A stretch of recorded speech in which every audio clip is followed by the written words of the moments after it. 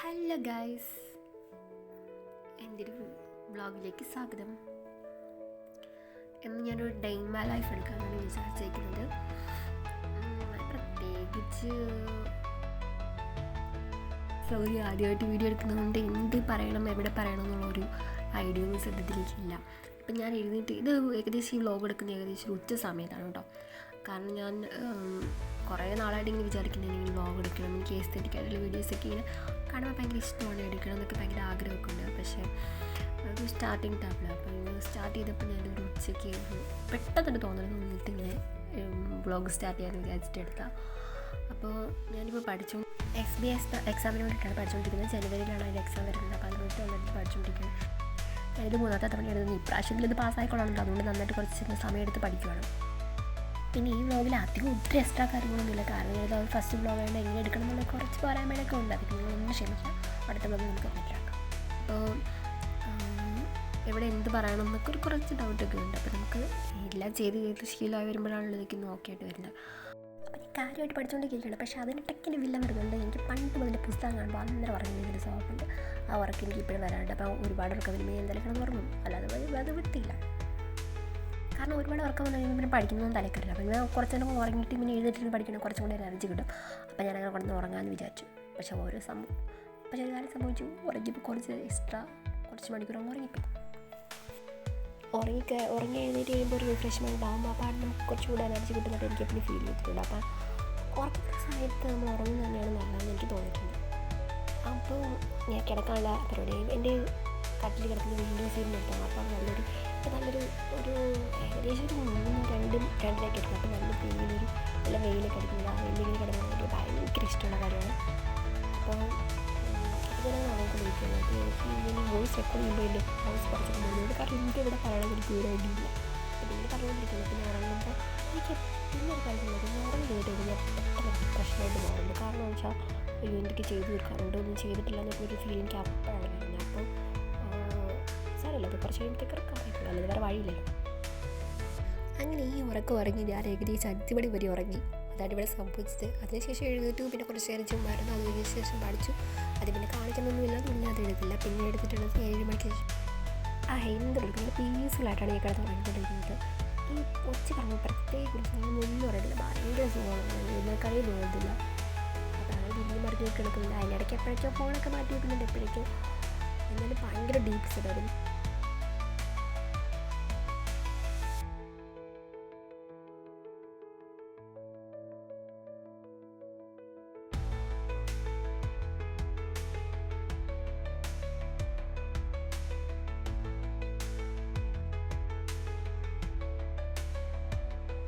അങ്ങനെ 7 മണിയായി. ഞാൻ കുറച്ച് ചായയൊക്കെ കുടിച്ച് ഇരിക്കുമ്പോഴത്തേക്കും നമ്മുടെ അടുത്തായിട്ടൊരു ക്യൂട്ടി വന്നിട്ടുണ്ട്. ഇതാണ് ഞങ്ങളുടെ കുടു.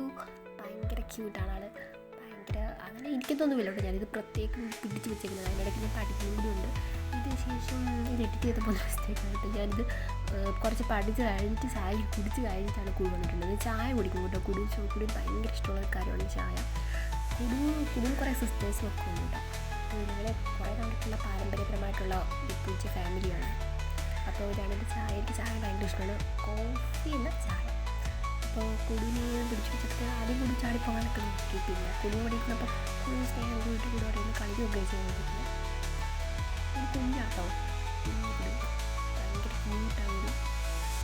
അതിനിടയ്ക്ക് ചാടിപ്പോകാനൊക്കെ നോക്കുന്നുണ്ട്. ഇതൊക്കെ ഞാൻ ഭയങ്കരമായിട്ട് കൊഞ്ചിക്കുന്നുണ്ട്. എനിക്ക് ഭയങ്കര ഇഷ്ടം. കുടുങ്ങി പിടിച്ച് ഉമ്മൊക്കെ നല്ലൊരു പൂച്ചൊക്കെ നല്ലൊരു മണമുണ്ട്. അത് പെറ്റ്സ് ഉള്ളവർക്ക് മനസ്സിലാവുമെന്ന് എനിക്ക് തോന്നുന്നു. ഭയങ്കരമായിട്ട് കൊഞ്ചിക്കുന്നുണ്ട്. അത് എനിക്ക് ഏൽപ്പിക്കുന്നില്ല. ഭയങ്കര കുറുകായിട്ടൊക്കെ കൈകൾ ഭയങ്കര ഇങ്ങനെയൊക്കെ ആക്കുന്നുണ്ട്. എല്ലാവരുടെ ഫേവറേറ്റ് ആയിട്ടുള്ളതാണ് കുടു. വീട്ടിലെ ഏറ്റവും കുഞ്ഞ്. ഞാൻ പൂച്ചയിലേക്ക് കൊഞ്ചിച്ചുകൊണ്ടിരിക്കുകയാണ്. അതിനിടയ്ക്ക് പഠിക്കുന്നതിനിടയ്ക്ക് എന്തെങ്കിലും ഡിസ്റ്റർബൻസ് വേണമല്ലോ. അപ്പം ഒരു സ്ട്രെസ് ഫ്രീ ആയിട്ട് എനിക്ക് എപ്പോഴും തോന്നിയിട്ടുള്ളത് കാര്യമാണ് കുടു. അതുപോലെ ഇവിടുത്തെ ഓരോരോ ക്യാറ്റ്സും നമ്മൾ കുറച്ചും കൂടി ഹാപ്പി മൂഡാവുന്ന പോലെ എനിക്ക് മൂഡ് പെട്ടെന്ന് ചേഞ്ച് ചെയ്യാനുള്ള കഴിവ് ക്യാറ്റ്സിനുള്ള പോലെ എനിക്ക് ഫീൽ ചെയ്തിട്ടുണ്ട്. അപ്പോൾ എനിക്ക് പാനിയൊക്കെ വരുമ്പോഴത്തേക്കും എനിക്കിങ്ങനെ ക്യാറ്റ്സ് അടുത്തിരിക്കുന്നതൊക്കെ എനിക്ക് ഭയങ്കര ഇഷ്ടമാണ്. അപ്പോൾ അതിന് ശേഷം ഞാനൊരു 8:30 ആകുമ്പോഴത്തേക്ക് കുളിച്ചു. എനിക്ക് PCOD പ്രോബ്ലം ഉണ്ട്, അതുകൊണ്ട് ഞാൻ എക്സസൈസ് ഒക്കെ ചെയ്തിട്ടാണ് കുളിക്കാറ്.